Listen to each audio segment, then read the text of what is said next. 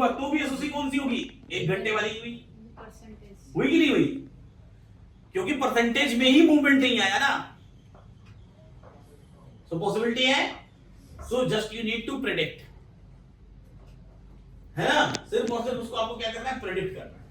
Sir इसकी entry जो है रेजिस्टेंस से या आर मैक्स पेन रेजिस्टेंस, हाँ, हमेशा स्टेट ऑफ कंफ्यूजन की एंट्री जो साइड स्ट्रांग है उसके डाइवर्जेंस से होगी हमेशा, है ना। और अब तो इस पे लिख के आ जाता है एसओसी है 50 वोल्ट ट्रेड नहीं ये फेवरेबल ट्रेड हुआ ना आपके, फेवरेबल ट्रेड हुआ। बुलरन से बेरिश एसओसी कन्वर्ट हुई है तो भी वो फेवरेबल ट्रेड हुआ। और ये मजेदार सिनेरियो होता है, याद रखिएगा, मैं आपको बताता हूं। इस ऑप्शन चेन में जितने भी सिनेरियोस दिए हुए हैं, पहले 7 थे अब 13 हो गए, ऑटोमेटिक एलटीपी कन्वर्टर हुए, है ना। पहले फेज में 7 आए अब 13 है, पता है ना। Neutral, slide bullish, slide bearish, bull run, blood bath, ठीक है। Both side SOC, side risky 2 हो गए और एसओसी के 6 सिनेरियो, टोटल 13 हो गए, 13 सिनेरियोस हो गए, ठीक है ना। इन 13 सिनेरियोस में आपको हमेशा सबसे बड़ा ट्रेड किस में मिलेगा? बुल रन में या ब्लड बाथ में? एसओसी, स्टेट ऑफ कंफ्यूजन में, याद रखिएगा। सबसे बड़ा ट्रेड 50 पॉइंट का स्टॉप लॉस, 300 पॉइंट का टारगेट, 50 पॉइंट का स्टॉप लॉस, 200 पॉइंट का टारगेट, 100 पॉइंट का स्टॉप लॉस, 400 पॉइंट का टारगेट। इतने बड़े बड़े ट्रेड्स दिखाई देंगे। अचीव रोज नहीं होगा, मे नॉट बी, बट सबसे बड़े ट्रेड्स वही मिलेंगे। कल के एसओसी में कितने पॉइंट का टारगेट था? 400-500 पॉइंट का टारगेट था, हाँ 600 तक का टारगेट था ना कल के एसओसी में। एग्जीक्यूट नहीं हुआ, एंट्री नहीं हुई, लेकिन अगर एग्जीक्यूट होता, अच्छा मजेदार बात देखिए, कल आर मॉडरेट पर आकर रुक गया, याद है कल का सिनेरियो।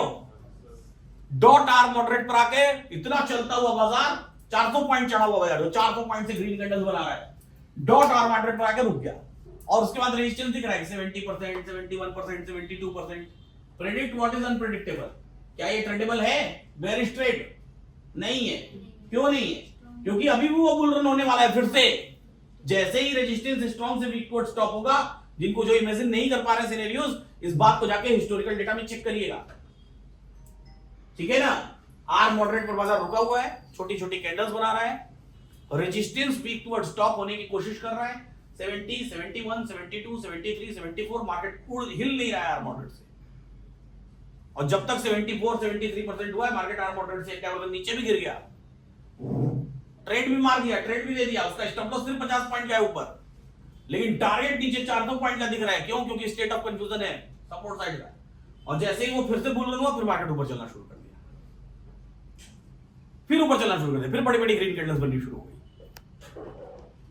तो ये भी तो कैलकुलेशन की पावर है ना, हाँ, कि उस जगह पर आकर के बाजार रुका हुआ है, कुछ तो कैलकुलेशन है तभी तो रुका हुआ है ना। तो उसी में आप सबसे ज्यादा पैसा कमा सकते हैं अगर वो ट्रेड एग्जीक्यूट हुआ और वो मिला तो। बड़े बड़े ट्रेड्स मिलते हैं, है ना। तो it is not like that कि एलटीपी कैलकुलेटर है, इसमें सब कुछ सारी चीजें मिल रही है, सब कुछ है, सारी चीजें हर बार बड़ा एक ट्रेड मिलेगा। रोज रोज थोड़ी बड़ा ट्रेड मिलता है, रोज रोज थोड़ी बड़ा बाजार चलता है। छोटे छोटे छोटे छोटे छोटे छोटे ट्रेड्स मिलते रहेंगे, मिलते रहेंगे, मिलते रहेंगे, मिलते रहेंगे, मिलते रहेंगे। कोई एक दिन ऐसा आएगा जब अच्छा आप प्रेडिक्ट कर लेंगे और अच्छा बाजार में पैसा बना लिया। तो अगेन फिर से वही बात मैं क्या करूंगा, कल जो समझा रहा था बात, क्या इट इज, फिर बाजार में हाईएस्ट रिटर्न क्या है? हाईएस्ट रिटर्न, सबसे ज्यादा रिटर्न कितना कमा सकते हैं आप साल भर में? 40%। कहां पे? कौन से मीडियम से? हाँ, mutual funds, highly aggressive mutual funds करेंगे तो ऑन एन एवरेज वो 20-22-25% का रिटर्न आपको देगा, है ना।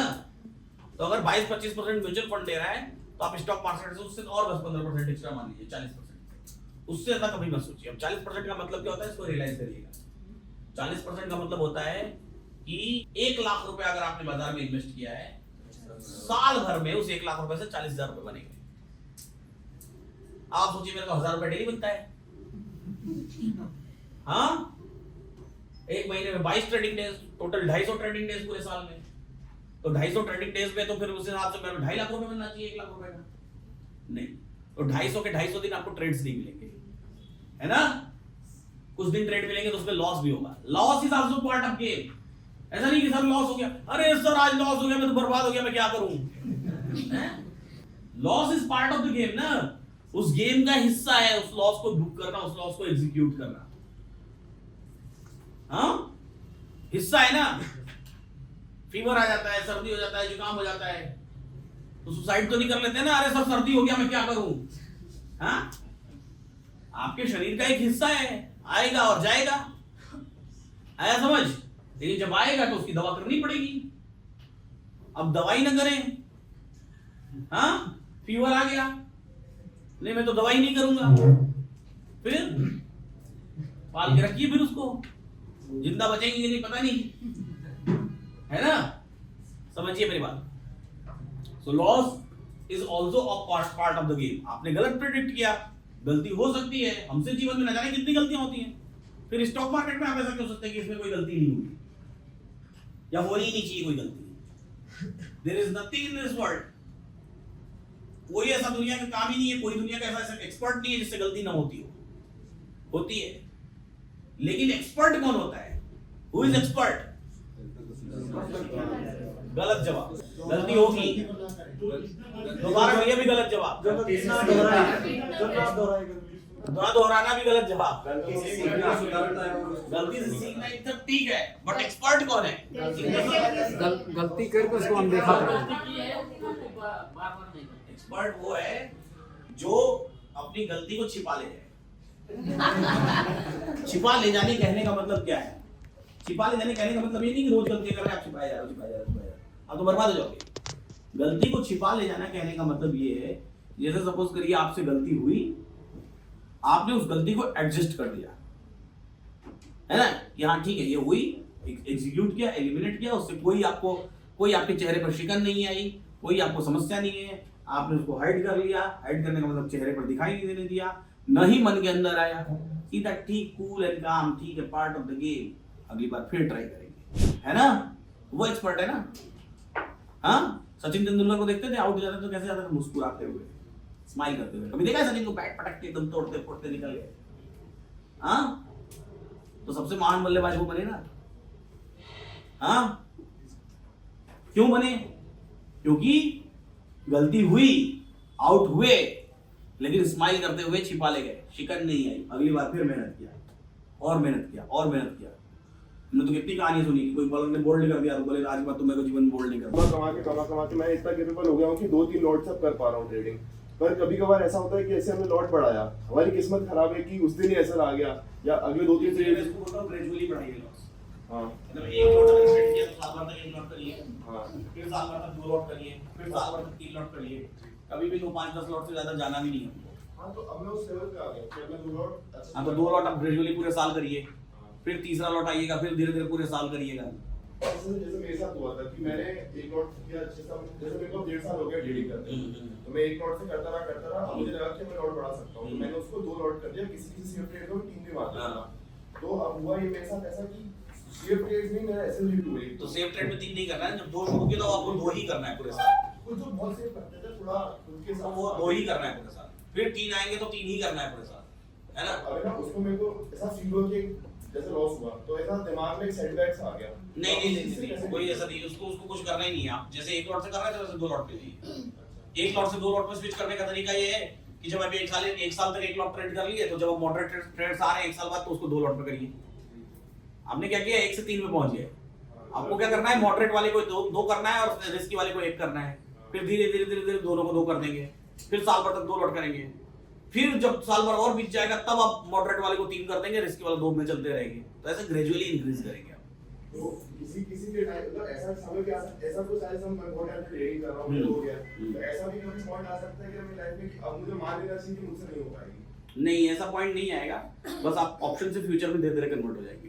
अच्छा मतलब ऑप्शन ट्रेडिंग के बजाय फ्यूचर ट्रेडिंग करना शुरू कर देंगे। ये इसमें हम लोग हमने ऐसे भी स्टार्ट किया था, ऐसा बाइंग में ठीक है कि हम लोग कभी का फेस करना पड़ता है, आईपी ड्रॉप दिया नहीं, एक्सपेरिमेंट्स नहीं करना है आपको। नहीं तो हम लोग ये एक्सपेरिमेंट मैंने किया था कि मैं राइटिंग स्टार्ट कर, नहीं, जो चीज अच्छी चल रही है उसको अच्छा चलते रहने दीजिए, कभी एक्सपेरिमेंट करिए ही मत। हम पता नहीं क्यों एक्सपेरिमेंट करते हैं, वी आर एक्सपेरिमेंटल। जब अच्छा चल रहा है चलने दीजिए ना, तो वही अभी मैं वही सोच रहा हूँ जैसा कि मैं जो चल रहा है बस उसी को चलते रहने दीजिए। अब जैसे रिस्क, जैसे इसने बोला कि अभी हम रिस्क ले सकते हैं, तो हम लोग ने राइटिंग स्टार्ट करी। नहीं, ये आप प्रयोग कर रहे हैं, प्रयोगात्मक मूल्य नहीं, प्रयोगात्मक अलग फंड्स कर, उसके लिए फंड्स अलग निकालिए आप। जो हम ऑप्शन बाइंग में ट्रेड करते थे वही हम राइटिंग में ट्रेड करते हैं, सेम उसको राइट करना हो जाए प्रीमियम। हाँ ठीक है, बट प्रयोगात्मक मूल्य में अगर आप बाइंग में पैसा कमा रहे हैं तो कमाते रहने दीजिए। जैसे बाइंग में कमा रहे थे फिर वो थोड़ा सा सेटल को डीके के कारण लगा, मतलब हाँ तो ठीक है, राइटिंग में स्विच हुए होंगे तो आपने अगर सेम स्ट्रेटजी अपनाई तो कोई बुराई नहीं है, तो फिर आप ठीक है, फिर कोई दिक्कत नहीं है ट्रेड से में। तो मैंने मुझे लगा आप नई नई स्ट्रेटजीज लगाना शुरू कर दिए। सेम हाँ तो सेम ट्रेड कर रहे हैं तो कोई टेंशन तो नहीं तो हमारा है। फाइनल गोल क्या होना चाहिए, फ्यूचर में शिफ्ट करना है, फ्यूचर में शिफ्ट होना, ये फाइनल गोल होना हाँ। चाहिए। तो अभी जितना कैपिटल राइटिंग में लगता है उतना फ्यूचर्स में लगता है, पर उसमें बस लॉस ज्यादा होता है। लॉस ज्यादा होता है, इसलिए अभी थोड़ा टाइम लगेगा फ्यूचर में, 3-4 साल लगेंगे। वो लॉस इससे वो 20 पॉइंट का हाँ तो 3-4 साल लगेगा फ्यूचर में शिफ्ट होने में ना, अभी टाइम लगेगा, अभी नहीं होंगे, अभी टाइम दीजिए। चला जाए, छुट्टी किया जाए? नहीं। फ्यूचर में क्यों शिफ्ट होना है? फ्यूचर में इसलिए शिफ्ट होना है कि राइटिंग और buying is depending upon number of buyers and sellers, है ना, कि आपके अगेंस्ट में बायर एंड सेलर उस पर्टिकुलर स्ट्राइक प्राइस पर मिल रहा है कि नहीं मिल रहा है, लिमिटेड हो जा रहे हैं आप। लेकिन जब आप फ्यूचर्स में आ रहे हैं तो आपके पास असीम संभावना है बायर्स एंड सेलर्स की। जैसे सपोज करिए कि आपने किसी एक पर्टिकुलर स्ट्राइक प्राइस पर राइटिंग किया है ना, अब आपको उसको सेम प्राइस पर एग्जिट करना है, उस पर्टिकुलर प्राइस पर आपको सेलर नहीं मिला, आपको ट्रेड एग्जीक्यूट नहीं हो पाएगा, नहीं हो पाएगा ना, तो फिर क्या होगा, फिर आप इंतजार करेंगे, किसी के ऊपर डिपेंडेंट हो जाएंगे। फ्यूचर की भी वैसे बात है, राइटिंग में आपको 1 रुपए पर 1 रुपया नहीं मिलेगा ना, 1 रुपए पर 50 पैसा मिलेगा, 25 पैसा मिलेगा। फ्यूचर में 1 रुपए पर 1 रुपया मिलेगा, मार्केट 20 पॉइंट मूव करेगा तो पूरा 20 पॉइंट आपका है ना। ऑप्शन में 10 ही पॉइंट आपका है ना, 5 ही पॉइंट आपका है, 20 का 20 पॉइंट है। तो आप ऑप्शन में आपको 20 पॉइंट कमाना है तो आपको मार्केट को 40 पॉइंट चलवाना पड़ेगा। वही चीज जब आप फ्यूचर में कन्वर्ट होगा तो 40 पॉइंट में आपको पूरा 40 पॉइंट मिल रहा है, सर गेटिंग मोर अमाउंट ना। लेकिन रिस्क है ऑब्वियसली, 40 पॉइंट का रिस्क भी रहेगा, लेकिन वो धीरे धीरे आएगा, समय लगेगा। आप जब ट्रेडिंग करते करते 2-4 साल बिता लेंगे तो धीरे धीरे कन्वर्ट होगा, है ना। सर लॉट साइज आधा करके फ्यूचर्स में शिफ्ट हो सकते हैं, इतनी जल्दबाजी मत करिए। नहीं सर वो प्रेफरेबल। जब फ्यूचर में आपको शिफ्ट होना होगा तो खुद बखुद हो जाएंगे, आप निश्चिंत रहिए, आप करते रहिए ऑप्शंस, है ना। आप समय दीजिए, बाजार को टाइम लगता है। आपको अभी कितना 1-1.5 साल हुआ आप लोगों को करते हुए, 2 साल, साल 1.25 साल और लगेगा फ्यूचर में शिफ्ट होने में, हो जाएंगे आप लोग, है ना। कम से कम 3-3.5 साल का समय लगता है, ठीक है। ट्रेड्स इस ड्यूरेशन में कम होते चले जाएंगे धीरे धीरे आपके। अब आप 10-12 ट्रेड्स करते होंगे, 15 से 20 ज्यादा से ज्यादा तो भी वो अभी भी ज्यादा है, अभी और कम होगा वो, इधर आया तो सर अब हाँ, समय के साथ कम होगा। ट्रेड कम होने का मतलब आप अच्छे रास्ते पे जा रहे हैं, ट्रेड कम होने का मतलब आप ज्यादा बेहतर बाजार को समझ रहे हैं, इस बात को हमेशा याद रखिएगा। ट्रेड बढ़ रहा है मतलब आप गलत रास्ते पे हैं, याद रखिएगा, है ना। उल्टा तो नहीं लग रहा है, है ना? मतलब आप मैच्योरिटी वाले स्टेट में जा रहे हैं, है ना। आप जीवन में फ्रस्ट्रेशन आपके जीवन में कम होता चला जा रहा है, पैनिक कम हो रहा है, आप घबराते कम है, इसका मतलब आप कौन से स्टेट में जा रहे हैं, सही स्टेट में जा रहे हैं, है ना।